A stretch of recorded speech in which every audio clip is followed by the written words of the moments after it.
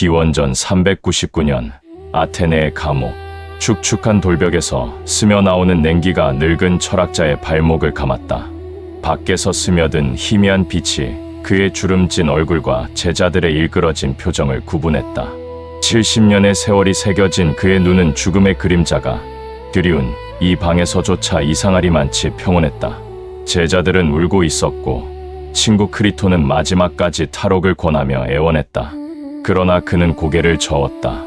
아테네가 자신에게 내린 법이라면 그것이 설령 독배라 할지라도 피할 수 없다는 신념 때문이었다. 죽음은 영혼이 육체라는 감옥에서 해방되는 과정일 뿐이라며 그는 마지막 순간까지 영혼의 불멸에 대해 토론했다. 제자들의 절망 어린 눈빛 속에서 그는 초연했다. 마침내 간수가 동미나리즙이 담긴 잔을 들고 왔을 때 방 안의 흐느낌은 극에 달했다. 그는 잔을 받아들고 아무런 동요 없이 입으로 가져갔다. 차가운 독이 혈관을 타고 퍼져나가 다리부터 감각이 사라져갈 때 그는 마지막 말을 남겼다. 크리톤, 우리는 아스클레피오스에게 닭 한 마리를 빚지고 있네. 잊지 말고 꼭 갚아주게. 의술의 신에게 빚을 갚으라니. 죽음이라는 병이 마침내 치유되었으니 신에게 감사제를 올리라는 뜻인가. 제자들은 그 마지막 수수께끼 같은 말을 이해할 수 없었다. 어째서 그는 이토록 평온하게 죽음을 선택해야만 했는가. 모든 것을 의심했던 한 남자가 남긴 마지막 믿음은 대체 무엇을 향하고 있었는가. 그 답을 찾기 위해서는 그의 삶이 시작된 곳으로 거슬러 올라가야만 한다. 그가 태어난 도시는 영광의 정점에 서 있었다. 기원전 5세기 중반의 아테네는 페리클레스의 지도 아래 지중해 세계의 심장이었다. 민주주의의 함성이 아고라를 가득 채웠고 파르테논, 신전의 대리석 기둥들은 인간의 이성이 신의 영역에 닿을 수 있음을 증명하듯 하늘로 뻗어 올라가고 있었다. 세상의 모든 지혜와 예술이 이 도시로 흘러들었다. 소크라테스는 바로 이 황금기의 한복판 아테네의 알로페케 지역에서 태어났다. 도시 전체가 하나의 거대한 예술품이자 철학적 담론의 장이었던 시절, 아테네의 시민으로 태어난다는 것은 그 자체로 축복이었다. 하지만 그의 출발은 도시의 화려함과는 거리가 멀었다. 아버지는 석공 소프로니스코스였다. 신들의 완벽한 형상을 조각하는 예술가가 아닌 묵묵히 돌을 쪼아 도시의 기반을 다지는 장인이었다. 소크라테스는 어린 시절부터 아버지가 정과 망치로 거친 돌덩어리에서 불필요한 부분을 쳐내고 숨겨진 형태를 찾아내는 모습을 보며 자랐을 것이다. 그의 손에는 언제나 희뿌연 돌가루가 묻어 있었다. 어머니 파이나레트의 직업은 산파였다. 그녀는 새 생명이 어둡고 좁은 산도를 거쳐 세상의 빛을 볼 수 있도록 돕는 사람이었다. 고통스러운 비명과 환희의 처소름이 교차하는 생명의 경계에서 그녀는 섣불리 개입하지 않고 아이가 스스로 나올 힘을 갖도록 이끌었다. 석공의 아들이자 산파의 아들. 이 평범한 출신 배경은 훗날 그의 철학을 떠받치는 두 개의 거대한 기둥이 되었다. 그는 아버지에게서 진리를 찾아가는 방법을 배웠다. 진리란 처음부터 완벽한 형태로 존재하는 것이 아니라 수많은 편견과 무지라는 돌 부스러기를 걷어내야만 비로소 드러나는 것이었다. 그는 어머니에게서 진리를 가르치는 태도를 배웠다. 지혜란 누군가에게 주입하는 것이 아니라 상대방이 이미 품고 있는 생각의 씨앗이 고통스러운 사유의 과정을 거쳐 스스로 태어나도록 돕는 것이었다. 훗날 그는 자신의 역할을 이렇게 설명했다. 내 어머니는 산파였소. 나 또한 그런 기술을 가지고 있지. 나는 내 안에 지혜를 낳지는 못하지만 다른 사람들이 지혜를 낳도록 도울 수는 있다네. 아테네의 황금기가 선사한 풍요로운 지적 토양 위에서 그는 석공의 망치와 산파의 솜기를 자신만의 무기로 벼려내고 있었다. 그는 아직 자신의 소명을 알지 못했다. 그저 아테네의 시민으로서 읽고 쓰고 운동하며 도시가 부여한 의무를 다할 준비를 할 뿐이었다. 그러나 그의 내면에서는 이미 단단한 돌 속에서 하나의 질문이 조각되고 있었고 어두운 무지 속에서 새로운 생각이 태동하고 있었다. 운명은 그에게 시민의 가장 신성한 의무를 통해 그가 평생 탐구할 주제인 인간의 용기와 죽음의 문제를 온몸으로 부딪히게 만들 참이었다. 아테네의 영광은 영원할 수 없었다. 도시의 번영이 낳은 오만은 필연적으로 그리스 세계의 또 다른 맹주 스파르타와의 충돌을 불렀다. 마침내 기원전 431년 아테네의 황금기를 끝장낼 펠로폰네소스 전쟁의 막이 올랐다.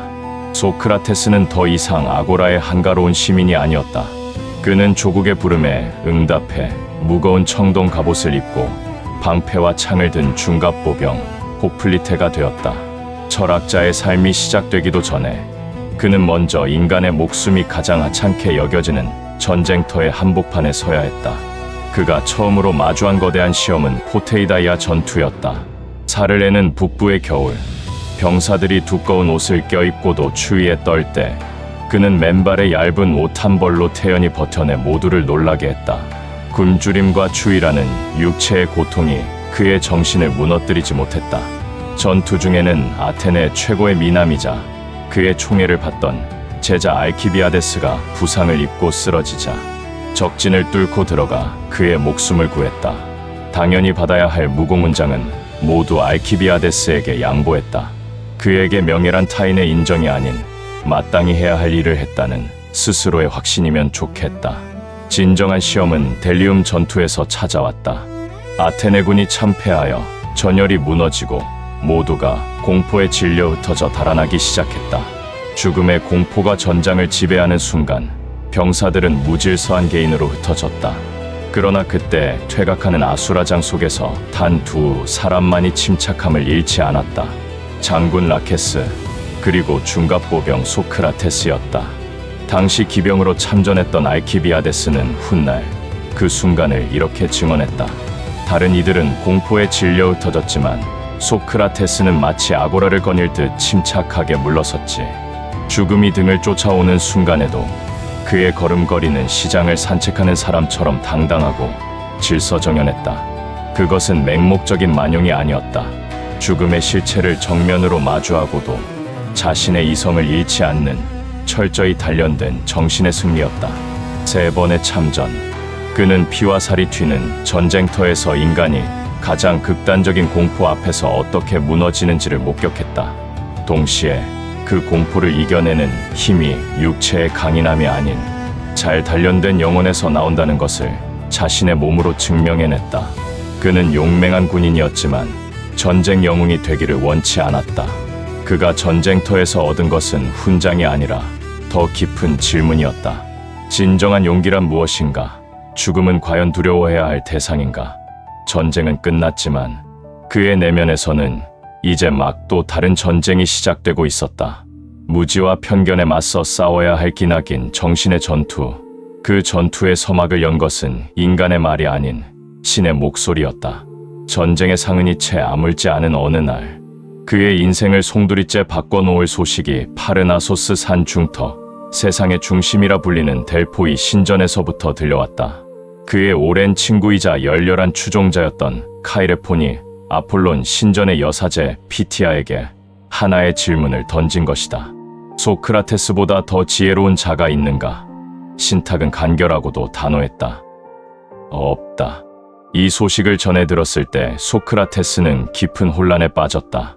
그는 평생 스스로가 아는 것이 아무것도 없다고 믿으며 살아왔다. 나는 모른다는 것이 그가 유일하게 확신하는 진실이었다. 그런데 전지전능한 신이 그를 가장 지혜로운 자라고 선언한 것이다. 이것은 모순이었다. 신은 거짓을 말할 리 없지만 자신 또한 스스로의 무지를 똑똑히 알고 있었다. 신탁은 분명 무슨 뜻을 숨기고 있을 터였다. 그는 신의 말이 틀렸음을 증명하기로 결심했다. 그 방법은 단 하나.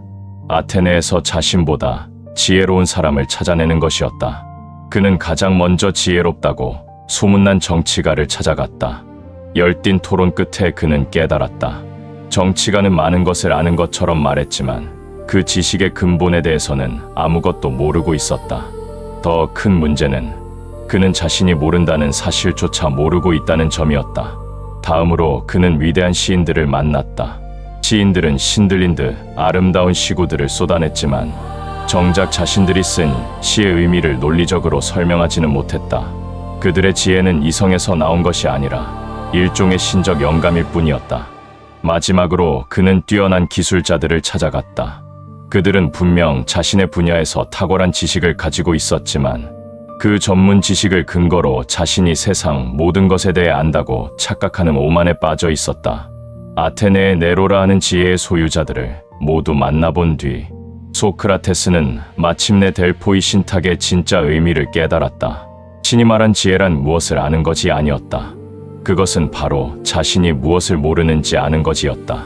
정치가도, 시인도, 기술자도 모두 모르면서 안다고 착각했지만 오직 소크라테스 자신만이 모른다는 사실을 안다는 점에서 그들보다 단 한 걸음 더 나아가 있었던 것이다. 내가 그 사람보다 더 지혜로운 것은 이것 때문인 듯하네. 그와 나, 둘 다 아는 것이 없기는 마찬가지지만 그는 모르면서도 안다고 생각하고 나는 모르면 모른다고 생각한다는 점일세. 신의 뜻을 반박하려던 인간적인 시도는 역설적으로 신의 뜻이 옳았음을 증명하는 과정이 되었다. 그리고 그 깨달음의 순간 그는 자신의 소명을 발견했다. 신은 그에게 아테네 시민들이 스스로의 무지를 깨닫도록 돕는 임무를 내린 것이다. 그는 더 이상 평범한 석공의 아들, 용맹했던 예비역 군인이 아니었다. 그는 아테네라는 거대하고 둔한 말을 깨우기 위해 신이 보낸 한 마리 등에가 되어야 했다. 그날 이후 그의 삶의 무대는 아테네의 심장부인 아고라 광장으로 옮겨졌다. 그곳에서 그는 사람들의 확신에 균열을 내고 안락한 무지를 흔들어 깨우는 가장 불편하고도 가장 필요한 존재가 될 운명이었다. 아고라는 아테네의 심장이자 거대한 용광로였다. 지중해의 온갖 물산과 사람들이 뒤섞여 소용돌이 치는 그곳에서 소크라테스는 자신만의 작업장을 열었다. 그는 대리석이나 금은을 팔지 않았다. 그의 유일한 상품은 질문이었고 유일한 도구는 대화였다. 신탁이 내린 소명을 품은 그는 이제 아고라를 배회하는 지식의 산파가 되었다. 그는 값비싼 옷을 입은 정치가에게 다가가 정의란 무엇입니까? 라고 물었고 월계관을 쓴 시인에게 아름다움이란 무엇입니까? 라고 물었다. 처음에는 호의적으로 대답하던 이들도 그의 집요한 질문 세례 앞에선 이내 당황하며 얼굴을 붉혔다. 그의 문답법은 상대가 단단히 쌓아 올린 지식의 성벽을 한 겹 한 겹 해체하는 과정이었다. 그는 결코 답을 주지 않았다. 다만 끝없는 질문을 던져 상대방 스스로가 자신의 논리적 허점과 무지를 발견하게 만들었다. 마치 어머니가 산모의 배를 어루만지며 아이가 스스로 나올 길을 찾도록 돕듯이 그는 상대의 영혼 속에 이미 잉태되어 있는 진리가 스스로 태어나도록 도왔다. 너 자신을 알라는 델포이 신전의 격언은 그의 손에서 내가 아무것도 모른다는 사실을 알라는 날카로운 메스가 되었다. 그는 사람들의 영혼에 깃든 오만과 편견이라는 종양을 도려내고자 했다.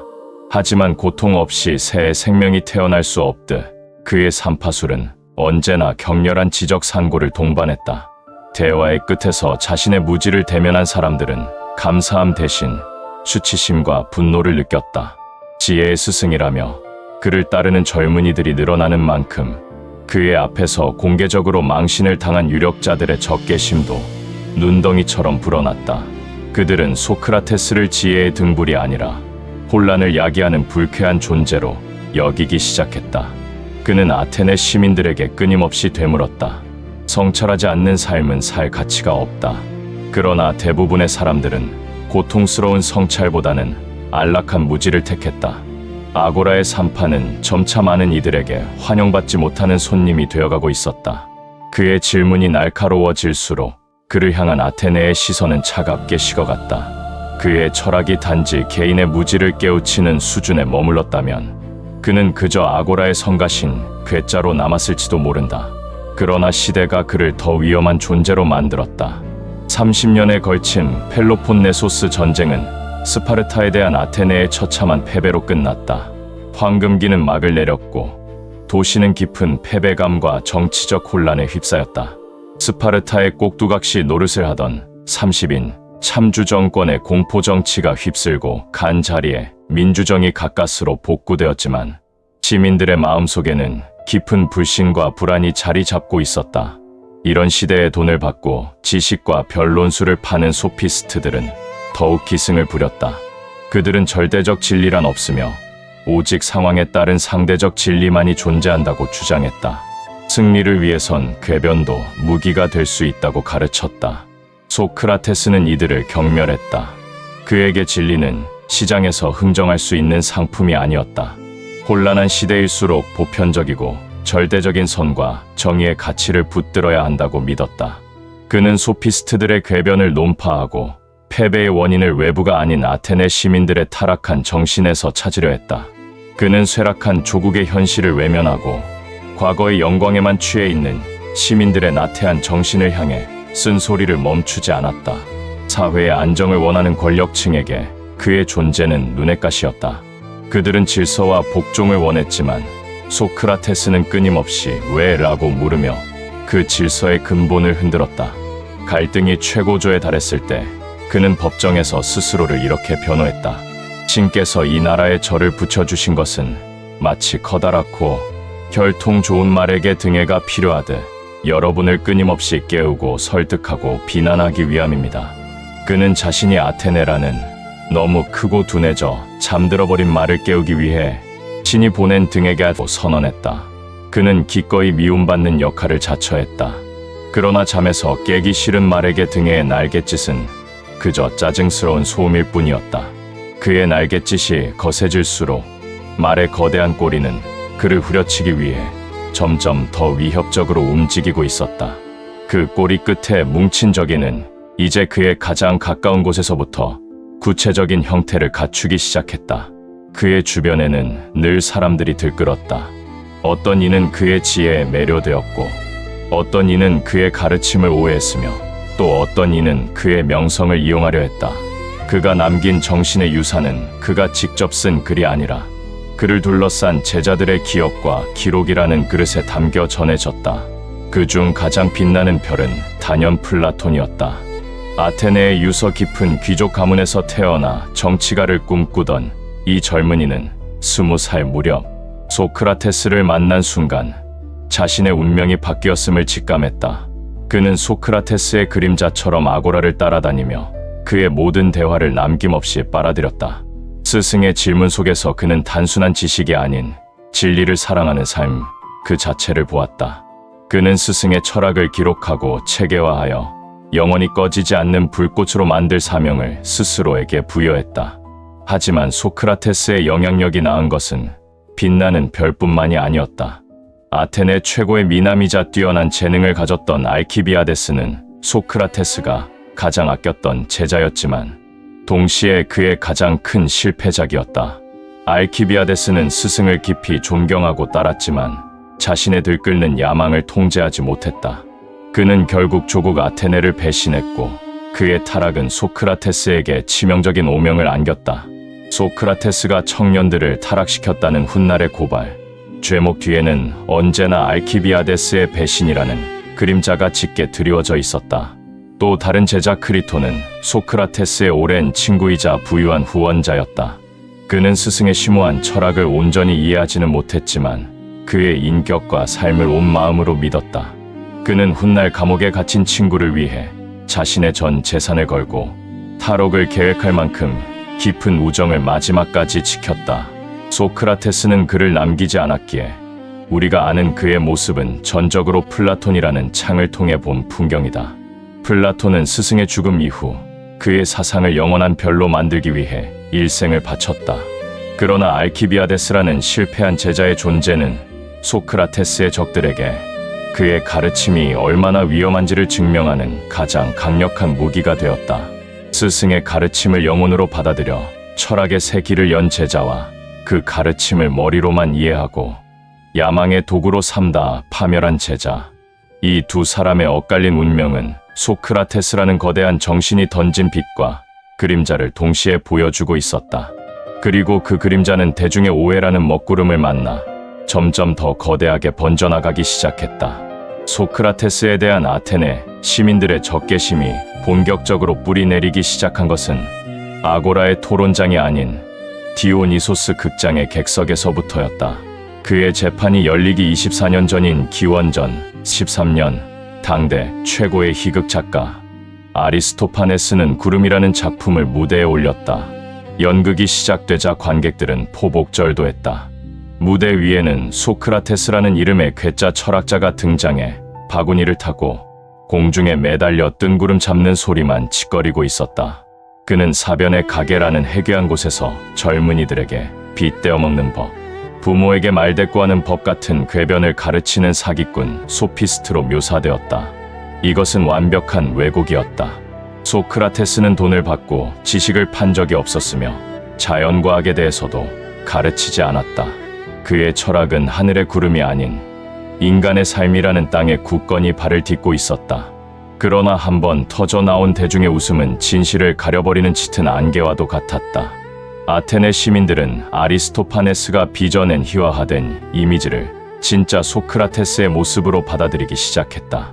그는 전통적인 가치와 신들을 부정하고 사회의 기강을 무너뜨리는 위험한 인물로 낙인 찍혔다. 소크라테스는 이 교묘한 공격에 속수무책이었다. 그는 논리로 무장한 철학자였지만 대중의 조롱과 편견이라는 감정의 파도를 막을 방도는 알지 못했다. 수십 년의 세월이 흐른 뒤 마침내 법정에 섰을 때 그는 자신을 처음으로 고발한 것은 멜레토스가 아니라 바로 아리스토파네스의 희극이었다고 절규하듯 항변했다. 여러분은 이미 아리스토파네스의 희극에서 소크라테스라는 자가 공중을 걸어 다닌다고 떠드는 것을 보셨을 겁니다. 저는 그런 것들과는 아무 상관이 없습니다. 그러나 그의 외침은 너무 늦었다. 구름이 만들어낸 궤변론자 소크라테스라는 유령은 24년 동안 아테네의 공기를 떠돌며 사람들의 마음속에 깊이 스며들었다. 대중의 웃음거리가 된 철학자는 이제 대중의 심판대 위에 제물로 바쳐질 준비를 마친 셈이었다. 개인적 원한과 정치적 계산, 그리고 대중적 오해가 마침내 하나의 칼날이 되어 그의 목을 겨누고 있었다. 기원전 399년, 마침내 그 칼날이 실체를 드러냈다. 아테네 사회의 광범위한 적이는 3명의 고발자라는 얼굴을 빌려 법정에 섰다. 첫 번째는 무명 시인 멜레토스였다. 그는 고발의 대표자로 나섰지만 소크라테스의 날카로운 반문에 인의 논리가 무너져 내리는 허수아비에 불과했다. 두 번째는 연설가 니콘으로 궤변을 경멸하는 소크라테스에게 모욕감을 느꼈던 웅변가 집단을 대변했다. 하지만 이 고발의 진짜 배우는 세 번째 남자 아니토스였다. 부유한 가죽공장 주인이자 민주정의 실력자였던 그는 소크라테스의 문답에 아들이 빠져드는 것을 용납할 수 없었다. 아들이 가업을 잇는 대신 영혼이니 진리니 하는 뜬구름 잡는 소리에 빠져드는 것을 그는 개인적인 모욕이자 가문의 위협으로 받아들였다. 시인과 정치가, 그리고 웅변가, 이 조합은 소크라테스에 대한 아테네의 증오가 특정 계층의 문제가 아님을 상징했다. 개인적 원한은 정치적 계산과 뒤섞이고 여기에 대중의 오래된 오해가 기름을 부었다. 마침내 고발장이 낭독되었다. 소크라테스는 국가가 인정하는 신들을 믿지 않고 새로운 신을 끌어들였으며 청년들을 타락시켰다. 그가 평생에 걸쳐 행했던 모든 철학적 탐구는 이제 법정에서 단 2 문장의 죄목으로 요약되었다. 그가 던졌던 모든 질문은 국가의 안정을 흔드는 불온한 행위로 규정되었다. 아테네는 더 이상 그의 질문을 견딜 힘이 없었다. 그들은 대답을 원했고 그 대답은 희생양의 피를 요구하고 있었다. 이제 500명의 아테네 시민 배심원들 앞에서 그는 자신의 삶 전체를 변호해야만 했다. 그가 배심원들 앞에 섰을 때 그의 태도에는 조금의 비굴함도 없었다. 이것은 목숨을 구걸하는 자리가 아니었다. 그의 인생 마지막이자 가장 위대한 강의실이었다. 플라톤이 기록한 그의 법정 연설은 변명이라 불리지만 그 의미는 사과가 아닌 자신의 삶에 대한 논리적 방어였다. 그는 화려한 수사나 감정적인 호소 대신 평생을 아고라에서 그랬던 것처럼 담담하고 집요하게 진실을 파고들었다. 그는 자신의 모든 활동이 델포이 신탁에서 비롯된 신성한 사명이었음을 역설했다. 아테네 시민들의 무지를 일깨우는 것이야말로 신이 자신에게 내린 임무이며 자신은 그 임무에 충실했을 뿐이라고 고발자들이 새로운 신의 증거로 삼은 다이몬에 대해서도 그는 명확히 설명했다. 그것은 무언가를 하라고 명령하는 존재가 아니라 자신이 잘못된 길로 가려 할 때 하지 말라고 막는 내면의 신적인 소리일 뿐이라고. 그러나 이미 편견에 사로잡힌 배심원들의 귀에 그의 해명은 또 다른 궤변으로 들릴 뿐이었다. 그의 당당한 태도는 오히려 오만으로 비쳤다. 그는 목숨이 걸린 재판정에서조차 배심원들의 무지를 꾸짖기를 멈추지 않았던 것이다. 결과는 예상대로였다. 500명의 배심원은 약 280대 220, 근소한 차이로 유죄를 선고했다. 아테네는 그를 단죄할 만큼 한마음이 아니었지만 그를 구원할 만큼 현명하지도 못했다. 이제 형량을 결정할 차례였다. 당시 아테네 법정에서는 피고가 스스로 형량을 제한할 기회가 주어졌다. 만약 그가 추방형을 제안했다면 배심원들은 기꺼이 받아들였을 것이다. 그러나 소크라테스는 타협을 선택하지 않았다. 그는 자신의 삶이 범죄가 아니라 아테네를 위한 공헌이었음을 끝까지 증명하고자 했다. 그는 배심원들을 향해 선언했다. 자신은 나라에 큰 공을 세웠으므로 올림픽 영웅처럼 국빈관인 프리타네이온에서 평생 식사를 제공받는 상을 받아야 마땅하다고 경악하는 배심원들 앞에서 그는 마지못해 아주 적은 액수의 벌금형을 제안했다. 이것은 조롱이자 마지막 시험이었다. 그의 도발적인 제안에 격노한 배심원들은 두 번째 투표에서 더 많은 수로 사형의 표를 던졌다. 그는 스스로 죽음을 선택한 것이나 마찬가지였다. 그는 자신의 철학을 지키는 것이 목숨을 부지하는 것보다 더 중요함을 온몸으로 증명했다. 법정을 떠나며 그는 마지막 말을 남겼다. 아테네 시민 여러분, 이제 떠나야 할 시간이 되었습니다. 저는 죽기 위해, 여러분은 살기 위해, 우리 중 어느 쪽이 더 나은 운명인지는 오직 신만이 아실 겁니다. 법정의 소라는 차가운 감옥의 정적에 묻혔다. 마지막 날이 밝았을 때 그의 곁에는 슬픔에 잠긴 제자들이 함께했다. 친구 크리톤은 마지막까지 탈옥을 권했다. 이미 간수들은 매수되었고 도망칠 배도 준비되어 있었다. 그러나 소크라테스는 단호히 고개를 저었다. 그는 아테네 시민으로 태어나 아테네의 법 아래서 교육받고 결혼하고 군인으로 복무하며 살아왔다. 이 모든 것은 국가와 자신 사이의 암묵적인 합의였다. 이제 와서 자신에게 불리한 판결이 내려졌다 하여 그 합의를 깨고 도망치는 것은 부정의한 일이며 평생 자신이 가르쳐온 모든 것을 스스로 부정하는 행위라고 설명했다. 그것은 법의 제정이 올바른가 아닌가의 문제가 아니었다. 합의된 법을 따르기로 한 시민으로서의 의무에 대한 문제였다. 그의 거절은 악법도 법이다라는 단순한 복종이 아니라 자신의 삶과 철학의 일관성을 지키려는 마지막 투쟁이었다. 그에게 철학자의 삶이란 죽음을 연습하는 것이었다. 그는 제자들에게 죽음이 두려워할 대상이 아님을 마지막으로 가르쳤다.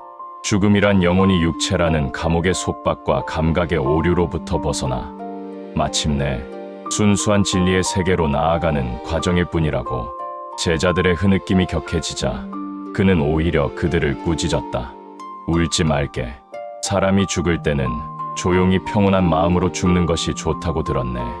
마침내 간수가 동미나리즙이 담긴 잔을 들고 왔을 때 그는 아무런 동요 없이 잔을 받아들고 단숨에 마셨다.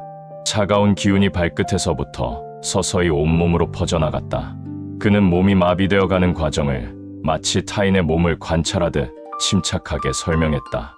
마지막으로 의식이 희미해져 갈 때 그는 친구 크리톤을 불러 마지막 유언을 남겼다. 크리톤, 우리는 아스클레피오스에게 닭 한 마리를 빚지고 있네. 잊지 말고 꼭 갚아주게.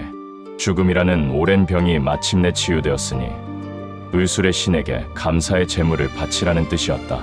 그는 자신의 죽음을 끝이 아닌 완치로, 비극이 아닌 완성으로 받아들였다.